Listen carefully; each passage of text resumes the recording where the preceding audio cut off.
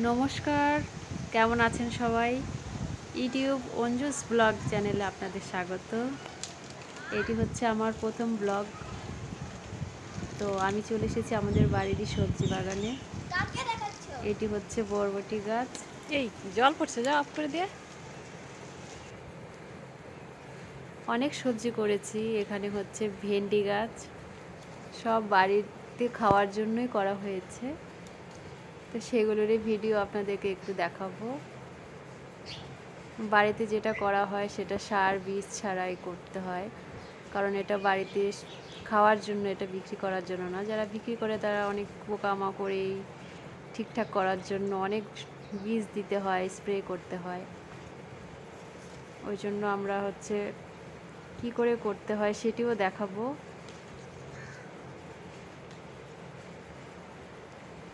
হচ্ছে পাট শাক,